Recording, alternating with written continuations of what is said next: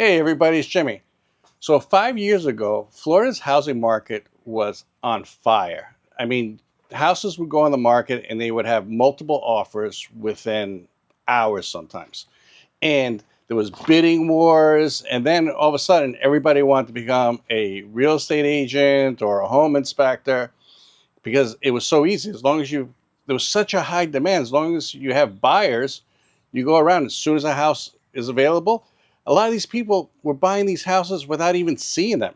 Okay. And so many people from New York, New Jersey, Connecticut, the Northeast, all over the country, everybody wanted to come to Florida. Not just Florida, but Texas too. It was a magnet. Now, think about this. 5 years later, everything changed. We did a complete 180.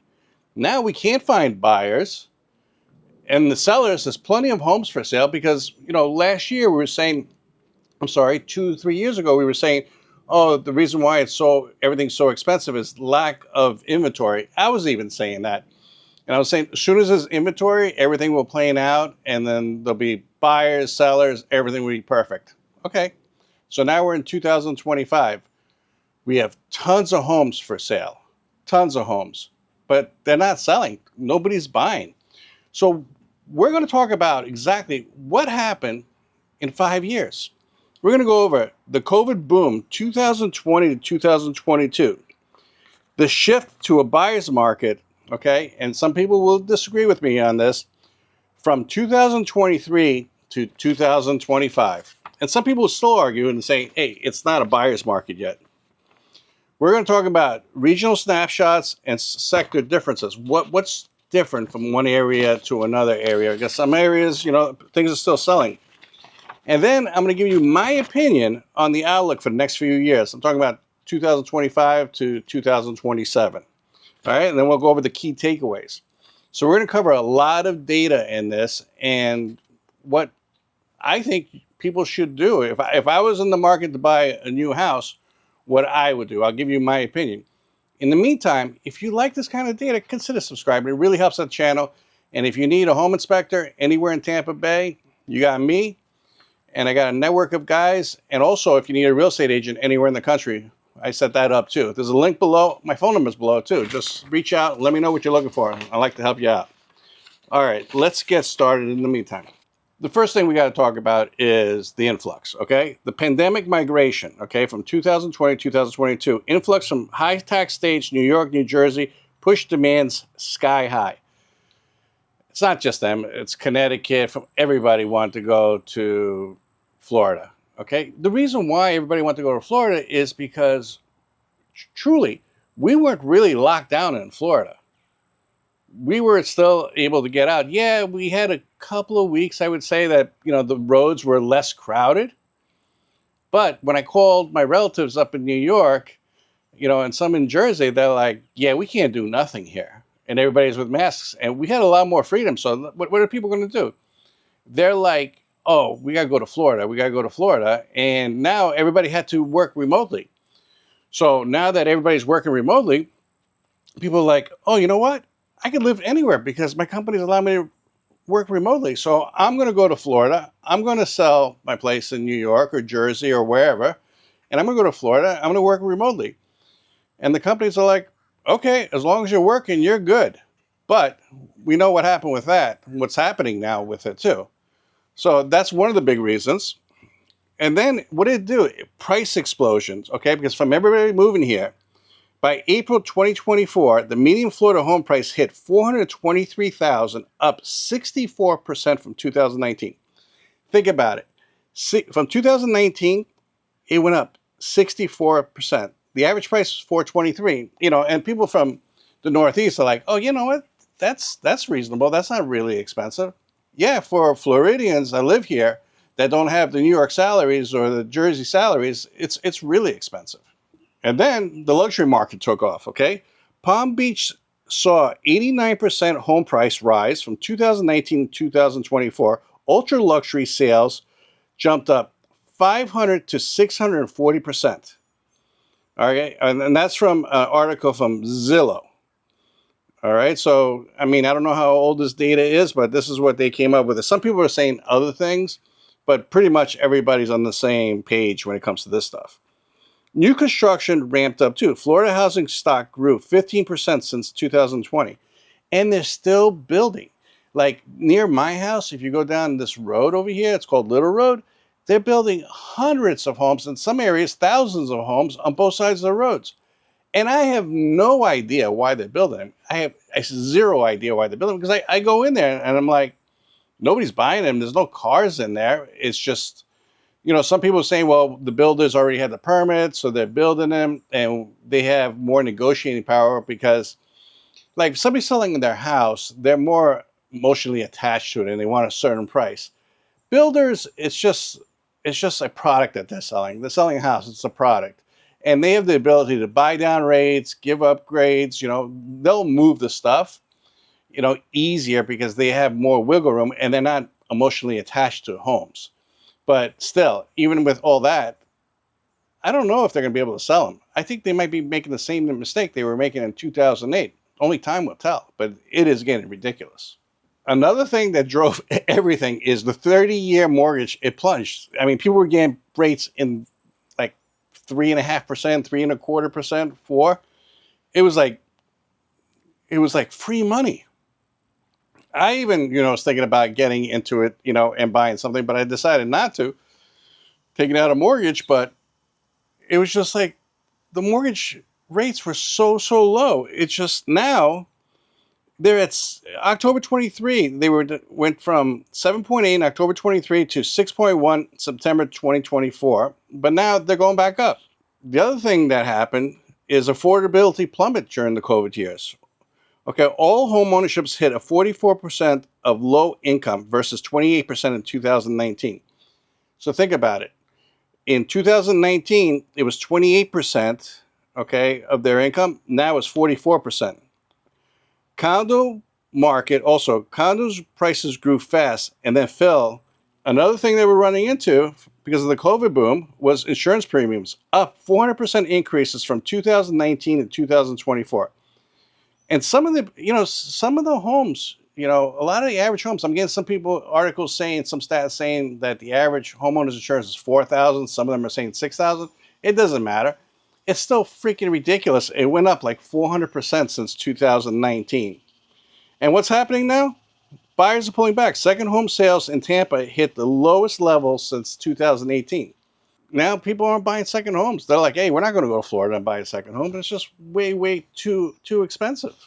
So let's talk about the shift in buyer's market 2023 to early 2025, okay? During that time, okay, according to these articles again, all right, price peaks plateaued. Prices plateaued from March to October 2024 to mid 420s. Okay, that was the plateau. Listing overflow. Inventories jumped plus 26.9%, and now we have a 6-month supply.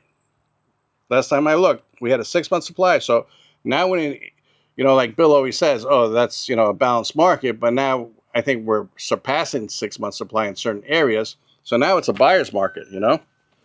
Homes stagnant. Time to sell up 25% to almost 90 days in quarter 4 24. I mean, if these stats are correct from these articles, that one was from Business Insider. Vacation homes slumped, okay, since the peak. Second home mortgages fell dramatically. Market correction, not a crash. All right. Is it a crash? Here's my opinion. I don't think it's a crash right yet. Can we get into a crash? I really do think that we could get into a crash. Okay. Experts liken to a healthy rain after a drought. Not 2008, but more balanced than collapse. That's what Bill says. He says all the time, it's a balanced market now. It's going back to how it was before the unicorn years, before the COVID pandemic. And I kind of agree with him, but if these tariffs take off and if we see inflation again, it may become a crash. If rates jump up farther, I think the market will start moving again when rates hit back in the low 6s. I think if rates hit in the 5s, I think we're going to have a really, really good market, at least here in Florida. But let's see if that happens. Condo corrections dominant. 90%, 92% of condo markets are down. Single family easing too. Condo market in Florida from the peak, from the boom, is dropping like a rock.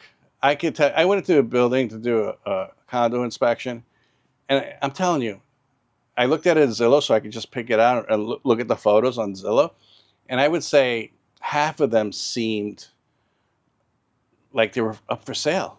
It was just ridiculous. I never realized how many. You know, when you go to Zillow and you see those red dots on the building, the whole building was pretty much covered by red dots.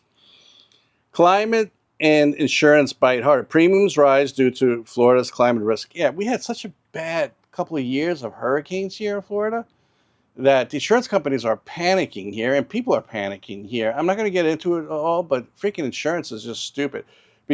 Like I always said, if you could, Florida, if you could take care of the insurance problem and the home and the tax problem, the taxes for homes, this place would be on fire right now. But our property taxes are, again, stupid. And I know they're working on it. They're trying to fix it now. But also our homeowners insurance is just stupid. I know they're trying to work on that too. But I'm telling you, I just got my bill not long ago and they haven't fixed it yet. Builders oversupplied. 118,000 unsold new homes nationally. Florida hit a high inventory too. Florida has so many empty homes. Okay, net migration dropping. Post-peak, fewer leaving other states and migrating drives. We're still getting people moving to Florida, but it's slowed down dramatically. Really, really dramatically how many people moving to Florida. Let's talk about a snapshot. Okay, regional snapshot. Okay, Miami, Tampa, and Orlando, they're not doing all that great. Condo slumps versus single family. Condo prices are down tremendously, much more than single families. But I think still a lot of people are overpricing their houses, and they're going to have to drop them. Vacation, like I said, vacation zone week. Tampa Bay's second home sales, they dropped. I mean, nobody's really buying second homes. I don't remember the last time I did an inspection, and I'm talking about for a while, that it's just going to be a second home for people. And now the biggest thing is luxury versus affordability gap. High end remains resilient, but middle market bogged down by costs, insurance, and taxes, what we talked about. So the insurance cost and the property taxes are killing the middle, the people that just need to get into a house, for a family, especially a starter home or everything. It's just killing them. But a lot of the homes I've been inspecting, they're like multi-million-dollar homes, and I don't think the people really care because they could afford it. Here's my outlook for the next few years. Okay. What I wrote down, these are what I think is going to be a 3 to 5% annual growth rate through 2026. See, I still think that we're 25 is the prices are going to drop, but then 26, 27, once all this stuff that's going on politically and all that calms down, I think we'll have about a 3% growth, maybe even 5% growth. I think the market's going to balance. Buyers and sellers find equilibrium. Not a frenzy, but not a collapse either. I think it'll be a balanced market. And I'm not talking about the rest of 25 or the beginning of 26. I'm more talking towards the end of 26 and 27. I think interest rates are going to be like in the sixes. I don't see interest rates, and you guys comment below, I don't see interest rates ever going back down to 3 and 4% because I don't think they could afford afford inflation and stuff. My big takeaway is I think that Florida has to figure out the property tax situation and the homeowners insurance situation. I don't think they have a choice anymore. People just can't afford to buy homes. Yes, the people with a lot of money could afford to buy homes, but the people that just are everyday workers like me and you, maybe you could afford it, but most people can't afford paying $6,000-7,000 a year. On the waterfront, the taxes are like, they start at like 12 grand. Okay, for a canal home, if you're not homesteading, and the property insurance is like 12 grand. So you're talking about paying 24,000 before even making your first mortgage payment a year. It's totally ridiculous. So I think we're going to have a rough year, following year. And then the middle of 26, I think things will kind of plane out. And I think we'll have a balanced market. But they definitely need to fix a few things, correct a lot of situations here, because what happened, everybody's saying, oh, yeah, everybody moved to Florida. It was great, it was all artificial. It was because of the pandemic. Everybody wanted to get out of home confinement, and Florida was free, and everybody came down here. That's basically what happened. And now that things are getting back to normal, they're like, hey, I can't afford Florida now. It's freaking, and also, it's too hot, or I'm worried about hurricanes, or I miss my family, up north, or my job wants me back in the office. There's so many reasons. So many reasons. Comment below. Tell me what you guys think. Do you think, how do you think that Florida did in the last 5 years? Okay. And what do you think the next 5 years is going to bring Florida? Okay. Because I think it was all artificial growth. Yes, people did move here by the thousands. Yes, homes sold. Yes, prices increased. But I don't know if it was a good thing. I really don't. Because now reality's hitting for a lot of people. Anyways, like always, consider subscribing. It really, really helps the channel. It's greatly appreciated. Thank you and have a great day. Talk to you soon. Bye. Watch this video over here or over here.